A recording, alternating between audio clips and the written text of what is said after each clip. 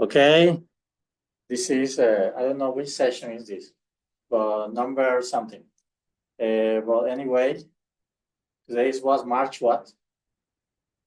18th, 2025. No, I was talking about last time we finished electromagnetism, but not completely, no. There are some issues which remain pending, but small. I just wanted to mention, I sent you some sample problems of Gauss, but I want to emphasize in this one, the large plate, positively charged. Then many positive charges.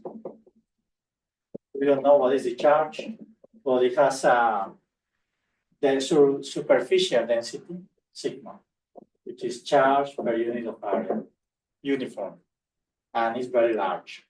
Then we can take advantage of the symmetry because because it's very large object. And what we do is we introduce a cylinder, or the cylinder could be a square if you want. The shape is irrelevant. So this could be like, it could be this cylinder like this. It could be a square. It will not make any difference, the shape of the surface. The important is that this is an area, this is an area. Since this positively charged, this is a positive charge, what will happen? Where is the electric field going? Out. Out, of course, for the symmetry of the problem, it has to go to the right, but in this case, also to the left.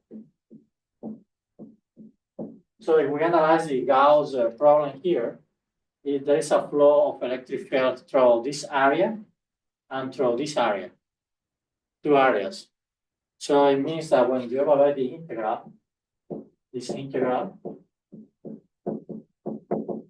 which is Q divided epsilon 0, this will be times A, sigma A, epsilon 0. Don't pay attention that there are two flows, to the right and to the left.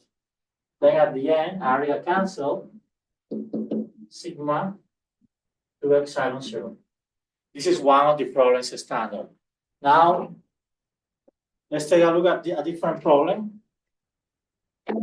Let's assume that now I put another plate here in front with the same dimension, but negative.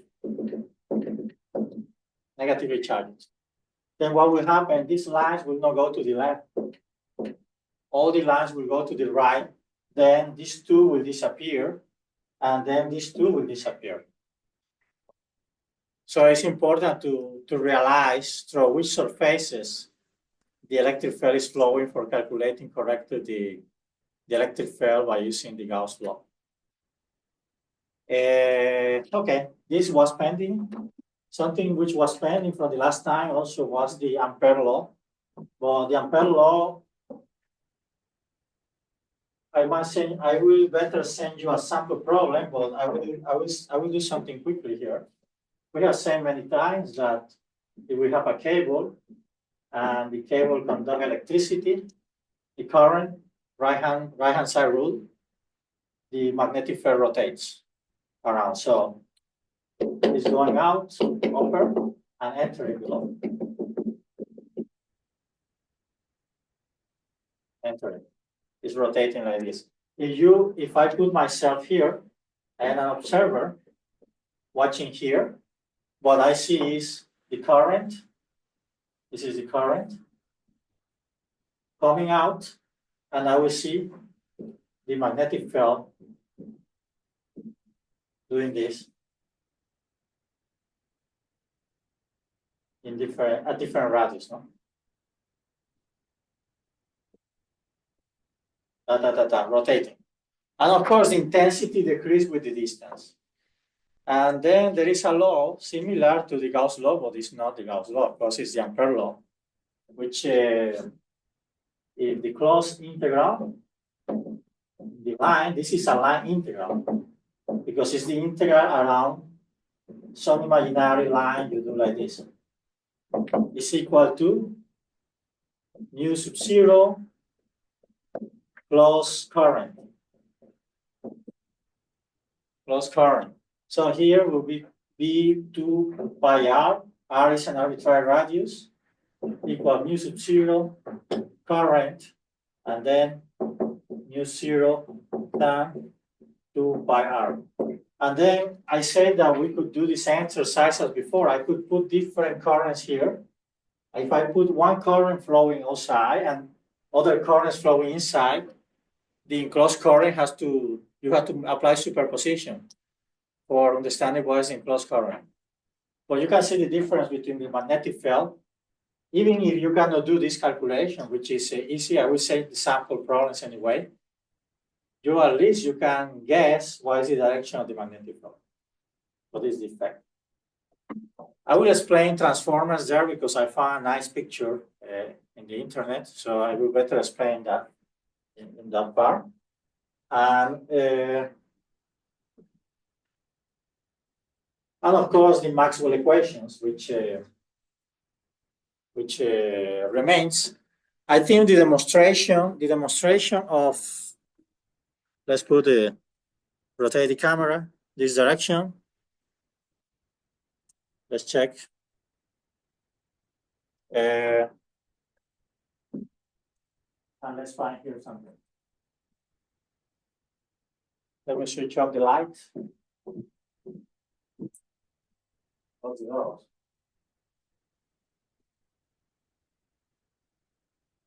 So,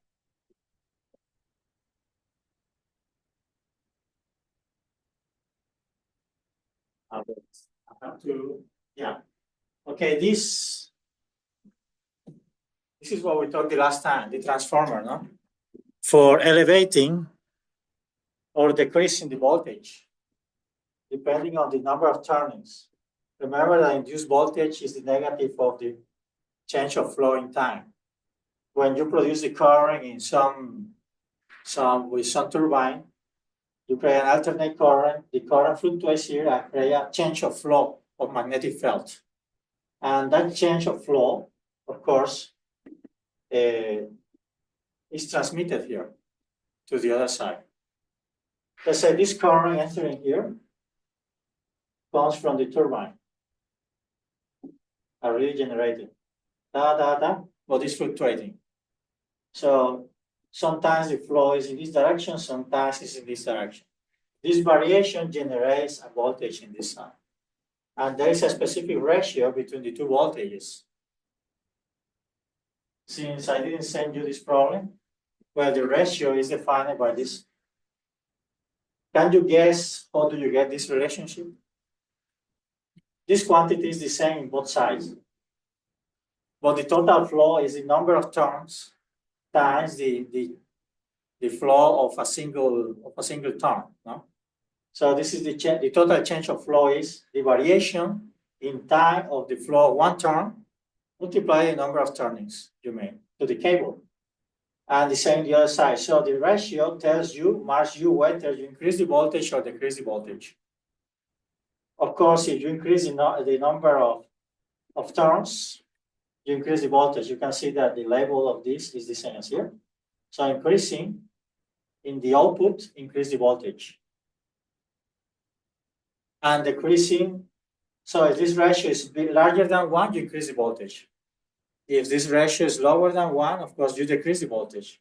And this is how you control whether you increase or decrease the voltage. And of course, you use this ferromagnet. It's important, the material, because the ferromagnet, if you don't use this, the magnetic field generated here will go anywhere. Well, obviously, the nature is lazy. We are all lazy. You're not the only lazy. I am also lazy. Everybody is lazy, and the nature is lazy. Why the planets move as they do? Because it's the easiest thing they can do. So in this case, the magnetic field will not escape because it's very difficult to move in this. In the air, it's difficult to move. It's easier to move inside the ferromagnet. So that's why it will turn here and go here. Yeah. So I will send you this example of transformer. course, maybe in the exam I will ask a few curious questions. Just include this, for example. Well, I was talking to you last time. Power plant. It comes here. The transformer is here. The first transformer which elevates the voltage. And why the voltage is elevated? Who remember? Because for reducing the losses, no? Remember? Because the power is fixed, is the current times the different voltage. If you increase the voltage, you reduce the current. And the losses is equal I square R. Great. Excellent. And then, of course, you transmit with high voltage. You can see the difference, 400 versus 12. And then after you start to reduce for arriving to the house. Look at the voltage for arriving to the house. And here, of course, there will be big losses. I square R, because you are using you are using everything. You are willing to lose everything. This is the part where all the energy stop being useful because you are using it at home. For your refrigerator, for your television, for your devices, for your iron, for whatever. Okay, this is one thing. And for closing the Maxwell issue, these are the Maxwell equations. Remember, this is the divergence of the electric field, basically. The Gauss law comes from here. Remember that the integral, the closed integral in the divergence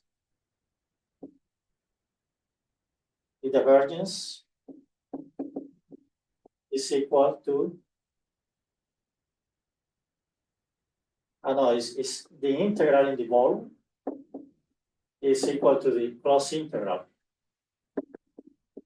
in the surface. This is the Gauss law, which I explained last time, Gauss law. So the total integral in the volume of the divergence of a vector is equal to the closed integral in the area of the same vector. And we apply this for the Gauss law, because when you integrate here in the volume, this is the total charge. And where is the epsilon zero? The epsilon zero is here because D is epsilon zero times electric field. So this is what we have been using for the Gauss law. But of course, you don't know yet what is the divergence, what is rotational. Rotational is also another way to evaluate derivatives. It's a vector, of course. As the name says, it suggests it evaluates the rotation of the vectors. As you can see, since the magnetic field always rotates, there is no divergence. The divergence of the magnetic field is zero because there is no magnetic charge. There is electric charge, but no magnetic charge. The change of flow of magnetic field in time generates a voltage. We saw that. This is the other Maxwell law. The change of current also generates a magnetic field. And of course, the flow of current, we have been seeing this. For this one, I will ask you as a homework, you will investigate what is the displacement current. This term is called displacement current. I will write here. Displacement current. Without that term, the electromagnetic waves will not appear. So that's why it's so important. So you will investigate in your house, what is the displacement current? What is it? How do you cook it? How do you mix it with this? And now, with a series of tricks and mathematical tricks which are beyond the scope of the class, you can derive the electromagnetic waves. But for electromagnetic waves, because they are in vacuum, you have to set this equal to zero. Then everything becomes symmetric. And for that purpose, I will just project here. These are the series of tricks. Rotational of this, you obtain this. Look at this product, mu zero, epsilon zero. So at the end of the day, the electromagnetic waves are these, and you will see that the speed of light squared is 1 divided mu 0 epsilon 0. And this is what I was talking about the last time. Epsilon 0 comes from electricity, pure electricity. Mu 0 comes from pure magnetism. And it came out when Maxwell derived his equations that the speed of light appears as the product, the inverse of the root square of the product of those two quantities, those two fundamental constants. Remember, in physics, we're always looking to reduce the number of free parameters. The less parameters an equation has, better. It's better because it means you have less freedom in that theory and you can falsify it. So what Maxwell did is remarkable because it connected basically the speed of light, which is a fundamental constant, with other two fundamental constants. I will give you an example. If we go to string theory, what is looking at string theory? Unification, the origin of all the interactions, whatever, and the fundamental object is a string. There is only one free parameter. And with one free parameter, you expect to derive all the others, no? So that's the idea in physics. The idea in physics is to reduce the number of free parameters. Then, of course, I will not derive. Whoever is interested can ask me, and I show the calculations for how to calculate the electromagnetic waves. But we have seen already the electromagnetic waves. We have seen that they propagate at the speed of light. And Maxwell did the proof, solid proof. They obey the Lorentz symmetry. They accommodate perfectly in the framework of special relativity, etc. So with this, I close the chapter of electromagnetism. We will start a new chapter today. It's called thermodynamics. Okay, so I will finish this recording now because I don't want to mix up the recordings. Yeah.